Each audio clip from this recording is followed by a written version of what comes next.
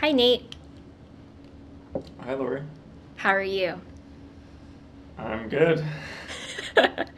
Cool. I'm good. So, I'm sitting here with my buddy, beatmaker, actor, comedian, and overall decent human being, Mr. Nate Pringle. That's right. More That's right. recently known as Night Night Sprinkle. Sprinkle. Night Sprinkle. Nice Nate, beatmaker name, Mm-hmm. etc. Mm-hmm. Mm-hmm. Thanks for chatting with me. Yep. Thanks for having me chat with you. Excellent. So how did we first meet, Nate? I don't know. I think I remember the first time I saw you, though. I don't remember any of that. I have bad Um, memory. I feel like we met at a Walmart back in probably 2002. okay, so that was like a past life thing. Yeah. I was searching for a new grill and I stumbled into you when you were picking out some fake flowers for your mother's wedding. Okay, cool. But then in this life, uh, Mm-hmm. Hutchinson Hall drama. Hutch. We met in We Hutch for did, the drama heads out there, but UW. what show was it? It was, I think it was a one act, and it was you and another guy, and it was just two of you, and there was like a lot of, I think, physicality. Oh, I don't remember. Um, I honestly don't remember. I don't even remember the title of the show, but then you did, I think, Romeo and Juliet, right? Uh-uh. That was someone else. I mean, I did a two. I did Jack and Jill No, with yeah, that. yeah, Jack and Jill, not Romeo and Juliet. I did Jack and Jill with Hope Rubenkowski. There it is. Yep. That was a two-person thing, and that there was. I guess there was some physicality in that. Is that the thing you're referring to, or different? No, it's a different one. That's weird. I don't know. Yeah, I don't Okay. know. But drama school. Drama. Yeah, we met in drama school. Theater. Theater of the arts. I mean, that's the thing. I kind of want to talk about all the different ways you create things today Mm-hmm. because I find someone that consumes more than creates. Um, You're someone. You said you're someone that consumes more than than creates. creates. Yeah. And just like maybe all the I would agree with different. that because we just ate some ramen and you consumed some of that A little bit, and yeah. I consumed some too, and I guess we're both consumers in that way. Cool. um, okay, but after drama school, let's Hmm. dial it back like maybe literally 2, 3 years ago when I first started to listen to your music. Okay. How did you first get into beat making? Because Making beats. yeah, making beats. That was something brand new to me when I would say like re-met. Oh, okay. Um, that's funny. I thought you maybe knew, but this is no. That's interesting. Yeah. Okay. Anyway, let's see. I probably started back. I don't know. Back in '08, almost 10 years ago. That's crazy. Whoa. Wow. It's been like I've been making beats for 10 years. That's really crazy to think about. And I didn't even know that the first time around. Yeah. I mean, I like. I don't know. It's always been a very personal thing. I mean, I don't put it on Mr. Bombastic, very fantastic. I don't, not that guy too much with it. That's a throwback to all my 90s friends out there, that song. Anyway, yeah, I was into hip hop in high school. And then after high school, um, kind of just found out about there's people making just beats, no rapping, and I always kind of gravitated more towards the beat anyway. I liked the sound of it, and so then I think I found Madlib, this beatmaker Madlib. I found some of his music and just thought it was crazy, and then somehow found out about Jay Dilla and Dilla Donuts, which is a very iconic instrumental hip hop album. And the rest was history. I just started learning. I downloaded a crack piece of software called Fruity Loops and began making beats on that, watching shitty YouTube tutorials from like guys like Beat Miner Steve, teaching how to make beats and then I think I got better by doing these. I did these weekly beat battles online. There's this online forum called Stone's Throw. It was the message boards of this record label, Stone's Throw, which is Like, a like what year was this, do you think? this is yeah, 08, 09 Oh, so ish. just in the beginning too. Yeah, a little bit. I mean, I picked it up and finally figured out how to do it, and then these beat battles. Every week, someone would load, or they would post a sample. Everyone would have to sample the same thing, and then you just make a beat out of it, and then you submit, and then everyone votes on their favorite beat. So I did that, and yeah, I mean, I've just been making it for a long time. You know, it's just been a fun. It's one expression, that artistic expression that I enjoy. Mm-hmm. It's kind of a good segue into another thing I want to talk about, like when we talk about expression, right? And I hesitate to say artists because what is art anyway? I mean, we might be them, definitely surrounded by them, but like this idea of catharsis versus creation. Like, how much of Mm. our work do you think is, and there's no right or wrong answer, obviously, but I think some folks create like with the intention of catharsis for themselves. Others where it's like, oh, I want to make something from ground up. Do either of those things kind of resonate with you? I don't know how they're separate in a way. You mean like catharsis for like some people just making things just for themselves exclusively, and then are you referring to the other as like making something that others can enjoy in too? No, but that's an interesting interpretation. I guess like catharsis is kind of like, oh, like there's this thing that I'm going through, or I Mm. have like all this energy within me that I have to just release for my own good. And Yeah. if other people consume it or, enjoy it, then great. But I'm just kind of throwing Mm. it out there Mm-hmm. because like it's this energy within me that I have to release. Versus Mm. like, oh, I want to be very intentional about building something from ground up. What do you mean by building something ground up though? Hmm. What do I mean by that? Um, I'm more trying to figure out what is the difference between, I because guess you it know what I mean. doesn't. You could build Yeah. something catharsis that starts ground up, or something that could be cathartic for you that's still Is it? building from ground up. Yeah. I guess maybe a more appropriate way to put it is like, is it more of a release, or more of I'm starting from blank slate and throwing stuff onto it? Oh, to then see if something sticks, sort of. Kind of. Kind of. Yeah, Versus. I don't really like that approach. I feel like that's forcing things in a way to happen. I think you do have to have balance. I think to plan things and like, yeah, I have this idea for A, B, and C, but if you're not impulsively, intuitively kind of already pulled towards creating something, um, I don't like that. Usually, it doesn't make anything interesting or good, in my opinion. Mm-hmm. It's like this.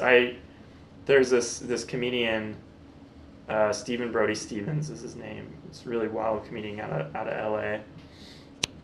Where he, on his podcast the other day, he had this line where he said, uh, something like, "I didn't choose comedy, laughter chose me," or something like that. Something like that. I might be butchering it, but in a way, how I interpreted it was like, you're just kind of drawn to like, it naturally just happens. Sort of, it's sort of you and I were talking about earlier at ramen about Taoism and Mm-hmm. trusting the universe. And so, in terms of that catharsis that you're talking about and all that, I think letting out that release, letting out that energy, is you on your path. Sort of, it's like part of staying true to your path as an artist, and like expressing. And yeah, if people like it, they like it. If not, whatever. But this is just what you have to do, and that to me makes the truest, more honest Mm-hmm. piece of art. Whereas the other that you're talking about seems a little more, it's like put on too much. Like where, oh, okay, like I have to make something. It's been a while since I've Yeah. made something. People are expecting something from me because it's been a Or while. yeah, I think it's either that or also people that are just like, you know what? I am I'm a comedian. And I'm using comedy right here. So like someone just randomly choosing, you know what? Yeah, I'm a comedian, which is fine. Like anyone can experiment with that idea and like see maybe that is it. But I think there are people that also convince themselves that they are something, and they're actually and they're trying to control. They're trying to control. This is what I want to be. So yeah, I'm a comedian. Rather than like maybe that's not their path. You know what I mean? Or maybe being a musician isn't truly someone's path. Maybe Mm-hmm. it's something else. Because I think if you really, to me, whatever each of our paths are, it's always been there from the start. From when we were little, you can kind of see a trail, a through line. For me, at least. And I know talking to other friends, it sounds pretty similar too. That like, there's this subtle through line that we're all kind of on these paths for something specific, in my opinion. But I mean, like, that's pretty fortunate, right? That you realize, oh, this is the medium that's meant for me, or this Yeah. is what I'm not necessarily supposed to do, but what I feel most naturally inclined at, right? Whereas, like, a lot Mm-hmm. of people might have that built up energy, or not even energy, but just like, oh, like, what is that thing that's going to be most natural to me? And, like, they just haven't found that yet, right? Yeah, no, it's totally a privileged thing to like figure it out, and I think it took for me myself. It's taken a while to really have that realization, Mm-hmm. but at the same time, it's actually been there the whole time. I think just getting to that moment though of realization of it Mm-hmm. could certainly take time. For Yeah. sure. Um, I'm just kind of thinking back to what year is it now? 2019. Let's dial it back to like summer of 2016 when you started to make your character videos on your work commute. Oh yeah. Oh Yeah, yeah, yeah. yeah. That was the beginning. Yeah, and I was watching some early on Bion videos and just kind of like seeing his evolution throughout time has been a lot of fun. Um, but with your characters, I kind of want to understand, and this might be like a very elementary question, but like how you go about creating them. Like, are they based off of people that you know and that you kind of encounter in real life? Is it just like you get like a sudden spark and you just kind of run with it? Hmm. Yeah, I think it's well, I think it's probably more so the latter, the spark thing, or generally speaking. That's usually what ends up being to me the funniest for me in terms of my own opinion. I mean, back at that time, and that's kind of like that's sort of the early stages of me realizing this has always been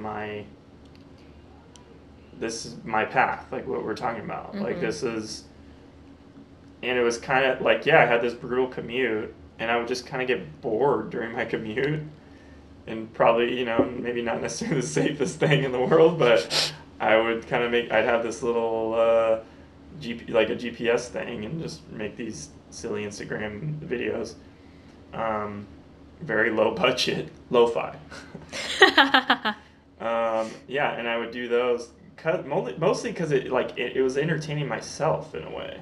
And you just chose to share it with us. Yeah, and like I think I entertain myself, and I'd be like, oh, you know what? I bet people might think this is funny, or maybe they would, or at least my friends would. And so then that's kind of where it started, and then my friends started liking it, and then I like began slightly branching out into like doing more videos, not only in my car. But yeah, in terms of like what you're asking about the inspiration for doing various characters is it's usually literally just a quick thought, or it's like a not sometimes not even a thought. It's like an intuition. Like I'll just try that. This seems really funny to me, and I mean, all those videos, any video I post on Instagram, it's not. I don't have a script written out already. It's all very. I just do it. I'll start, and it's just like I see what happens. It's like the old improv idea of like we're on the plane in the air and we're building the plane around us. I kind Mm-hmm. of try and that's like stealing like a Del Close line or some shit like that. Um, and so that's kind of what I'm doing because I'm like, oh, this is generally a funny idea. I know if I just start playing around with this, I'll find the funny in it, and that's like what it's about in those videos. Is like where do I just naturally develop the punchline or find that punchline that's in the story. And so, yeah, yeah. I feel like the word organic is pretty overused, but I didn't realize that the little blips that you show us are more organic than I thought. I totally thought it was something that you had not necessarily scripted out, but sort of beginning to end mapped out in your head before you hit record. Well, okay. I mean, yeah, there is sometimes that, especially for more recent characters I've done, like Dieter Littlefield. I don't know if you've watched any of those ones, but those like I'll have an I, well, not I guess I shouldn't say this fully. For one of the videos where he drinks like lake water, and Yeah, I like remember that one. that, like I was like, I wanted to do something while I was down by this beach, and I thought, oh, what would be the perfect? Oh, like he's just like earnestly drinking this, just kind of like an idiot. All my characters kind of based around being sort of idiots in a way. That's like the through line to a degree if you kind of look at all of them, because that's kind of what I'm interested in the most. Oh, that's endearing. I just kind of Yeah, like went yeah, through they're the book like, of characters in my head. but they are sort of, they're like. But anyway, yeah, like that one, I kind of had an idea how I was gonna end it, obviously, but yeah, I mean, yeah, they're generally. I'm just kind of, let's see what happens here. Because I mean, like when you establish like maybe 4 or 5 plus characters, I mean, would you say like does your intuition move more towards, oh, this character would do this thing, or is it sometimes my intuition says this and now I'm going to assign it to one of my characters in my book or create a new character? Ooh, that's a good question. I don't know. I think it might be that latter. I think it's a little more that where it's like I might have this idea, or I don't know. I guess it depends. Like sometimes for Bion, I don't really do Bion too much anymore. He may even be retired potentially. He might be retired. We can Oh, get into that in a little bit, oh, the but fan in me is gasping really hard right now. well, Well, we'll get into that, yeah. yeah. I mean, but like for him, it's like it would be fun to do a Bion video. What could it be? And then I don't overthink it. It's just very quick idea of some kind with just whatever's around me in the moment, you know. Mm-hmm. Um, but yeah, other ones. Right now I'm more gravitating towards a little bit more like just kind of standalone sketches with myself that, well, maybe not so much, but may or may not have recurring characters with them. Like some of them just could be like my more recent sketch I did was it was like me playing two people and The music one? yeah, music Yeah. one and Mm-hmm. like I don't it's not gonna really maybe it'll be reoccurring but maybe not either. I just don't know yet. Mm-hmm. But it's just more like oh this is a funny idea I guess. I mean, like I kind of liked how you had two different people in the same, because sometimes I don't know. I think I was doing this like a summer or two ago where I started to imagine your characters kind of interacting with each other. Mm-hmm. Like, what Mm-hmm. would this person to say to that person, right? And I don't know. I've like made 1 or 2 characters of my own, but then my problem is like when they start to kind of bleed into each other in Mm-hmm. terms of like mannerisms or Oh totally. traits, Yeah. yeah, and It's that, easy for that to happen. oh, it's so, yeah, it's tough to I think remember. Okay, no, these are two standalones. Mm-hmm. Um, let's talk a little bit about your video work that we have been chatting about versus stand up. Mm-hmm. Like, one thing I like to ask folks is like, does either one feel more at home to you? Mm, no, I feel like they both feel at home. They're just different avenues, Mm-hmm. different mediums in a way. It's like I like making pottery, but also enjoy performance art. You know what I mean? Or I guess I'm trying to relate it to like someone doing other kinds of or visual art. I like drawing, but I also like pottery. Mm-hmm. And so yeah, I mean, and stand up came from doing those videos in the early stages and people liking them and finding them funny. And then I was like, you know, oh yeah, I guess this is something I could maybe like. I wonder if I could try like doing things live, you know, Hmm. because it's not like no one's really. I mean, Instagram's fun. I love doing it, but it's not about. You know, I'm not gonna really be able to like make a career out of it. And I really love doing funny things. I love doing comedy, and it's not that I've been thinking like I'm just doing this just to make a career, but that would be so great because I love it so much, you know. And so then I was like, oh, I should just try stand up. But I also watched a special. Um, I remember around that time I was like, because I was thinking about it. I went to watch an open mic. I was like, they're okay, but I feel like I could be funny. And then I watched this guy Rory Scovel. I watched his special on Netflix. Shout outs to his brother Chaz Scovel, who's actually a local comedian Oh, cool. here. Okay. Um, and I watched it. And I was like, this is so funny, and I kind of get what he's doing, and this is interesting to me. Um, yeah. So in terms of like doing stand up though, it is different. I mean, it's different from the characters. Um, I do a lot of character work and act outs in kind of almost one person sketches in my stand up, but it's not. I'm not bringing the internet characters to it though necessarily. Mm-hmm. That's just interesting because I didn't realize that your stand up was like kind of born out of the Instagram videos. And I don't know, like it's stand up, you're gonna get that immediate response from the audience, right?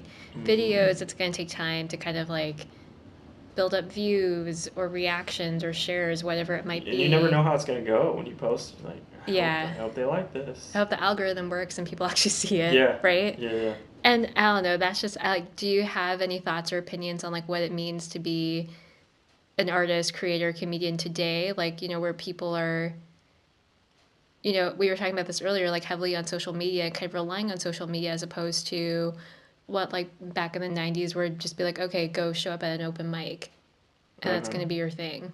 Or like that's going to be your way to like break into things. Breaking it. Yeah. Just like stay of the playground, right? Yeah, I feel like I think you gotta. I think It's important to have a balance on both, in my opinion. I think it's like it's been really helpful and beneficial to me in some ways to have like a. You know, I'm, I'm good at the internet. You know, like I think and it just sort of naturally has. To me, I've like, yeah, I don't know. It sounds so stupid, but it's more just being a fucking shut in or introvert, you know, who spends time, and other friends are also like I'm influenced by my friends too. Like I live with, you know, amazing artists and Britt Mm-hmm. and AB and Brighton and other friends that I've lived with or am around, and so I could take inspiration from them too, and so that's helped me like to be good at the internet. I feel like, and that's helped in terms of me getting videos up and running online. And then in terms of, I think I need to get a little bit better actually at the in person stuff because I think that's important too, and I'm working on that. And I think you have to have a balance, especially in stand up. Stand up, they want to see you. That's why I'm like, in a way, I want to go to support my friend tonight, but also like I'm going to the show just to be out in the community too, Mm-hmm. at a stand up show tonight, and um, because I think that's important. It's like part of the networking in a way, and I don't know. I don't know if that answers really your question. I think it does. No, they're like pretty open ended things. It is. Your stand up, if I could kind of like tie you into your heroes for a little bit, I want to talk about them specifically too, but I feel like from what I've seen thus far, there's like a certain physicality of Jim Carrey and just that sheer level of I am so uncomfortable right now, like watching Andy Kaufman. Cool. Yeah, I mean, I like both of them a lot. I will say like I don't know I can't remember the last time you saw me, but It was Cafe Red or Red Cafe. oh right. Oh yeah, yeah. The one with the gun, the one with, oh, if you want to hit on a lady, this is what you do. Oh, okay, yeah, yeah. And I don't know. I mean, this is unfortunate for anyone listening. If anyone listens to this, right? Like they might not see it, but just a lot of the body work you were doing, the first thought in my head was he's been sitting behind me this whole time. It's not like he had time to warm up or do any stretches. And there he is Very doing fit. that thing Yeah. with his hips. Yeah, that how I love that. That's my favorite bit, or one of my favorite bits to do. That how to meet a beautiful woman. It's so it's just silly. I mean, I don't know. I think yeah, it's very physical. Mm-hmm. It's very a little more visual. I don't really rely on words as much. I'm not really relying on setup punchline as much. There is setup and punchline within the physicality and like this movement of these sort of sketches, I guess, if you want to call them that. I mean, I just do. It's just what's funny to me. I just try and do what I think is funny to me, and hopefully, and I hope that other people find it funny too. You Mm-hmm. know, and there is always, I think, with any of my bits I do, there's a bit of a wink behind it, kind of like we're all in on this, in a way, bad joke. It's and so like, but I don't know. I mean, I'm still very new at stand up, and I'm still developing, and even just this past week, I like had a major discovery that. So the next time you see me might be, I'll still be probably doing a lot of those same bits, but it might be in a very different way and approach. That's like I think I'm honing into my voice a little bit more, and um, yeah, most I think stand-up comics would say I'm very young in the process in Mm-hmm. terms of years doing it. So Cool. yeah. Let's talk a little bit about the podcast Fever Dream. Fever Dream podcast. Collabo with Gus Allen. Gus Gus Chapman. Chapman. Yes, yep. That's all right. No. No. Alan's Gus's middle name. That's what you Okay. meant. That's her middle Yes. name. Yes, I hope she yes. listens to this. No. 75% correct ish. No. Yeah. Augusta Chapman goes by Gus. We And do her a middle podcast. name is? Augusta Allen Chapman. There we go. All right. She goes by Gus Allen, and yeah, no, Gus is a great friend of mine that I made in doing stand up. I mean, you can tell just, I mean, with audio alone that you two have a really good chemistry, right? Yeah, I feel like we just became friends right out the gate. Like I saw her perform at Cafe Red, and I was like, oh, this is cool. Like someone's trying to do things different in a way, and like it just kind of wasn't nothing against the same old approach, but like I have a lot of friends that do that in a really funny way, but I was very inspired by kind of what she was doing and wanted to get to know her, and we just kind of hit it off as friends right away, and it feels like we've been friends for longer, but we really haven't been friends that long. um, pretty much just since the summertime. So yeah, so we had this. Her and I both are into dreams. I and so are you, Lori. And I have a dream journal. She tracks down her dreams, and Lori right now, for those listening, it just flip through pages of her own dream journal. Um, we'll have to have you on the podcast Oh, actually one of yes. these times. Yeah. Um, but yeah, so we're into dreams. I go to a therapist that does a lot of dream work, so that's kind of why I write down my dreams. I never used to do it really. Um, but yeah, I mean, we just wanted to like, why not do a podcast? Like everyone's doing them, and yeah, it's like overdone, but it's kind of a fun way to meet together and like be funny, be silly. It's like practice. It's almost like an open mic, and you just go up and you're just kind of having fun um, and like how can we talk about dreams in a fun way and maybe even help people? I don't know. Mm-hmm. Although it's not too heavy on that. It's more just, oh, that's weird. Well, I mean, like I was listening while I was cooking today, and I mean, Yeah. like you weren't talking about my dreams. It was kind of cool to know that there are people who are able to retain that level of detail that I do. Mm-hmm. Yeah, because I'll talk to my mom on the phone for like 45 minutes about a single dream, and she'd be like, Lori, are you okay? Are you getting any sleep at night? But to have, a couple comedians, I think, analyzing a dream like that, it kind of made me feel a little bit um, exposed. Interesting. As a listener, Yeah, you felt exposed. just as a listener, I mean, and I don't know why. I don't know why, but I start to feel a little bit exposed, kind of like, oh, like I'm glad this isn't my dream that they're interpreting right now. Yeah, yeah, I could see that. Because I mean, like, as comedians, you're kind of interpreting the world, or like you're making observations about the world. If you're to do about my subconsciousness, then that just be like an extra, This like, is very personal. Yeah, yeah, like add a layer of like, oh, yeah. Well, when we do it too, we try and not, or we try if we can, like make sure people are obviously only comfortable sharing what they feel comfortable sharing about too. mm-hmm, Because especially like, how does this tie into like what's going on in your real life? It is a very vulnerable. It could be a vulnerable show.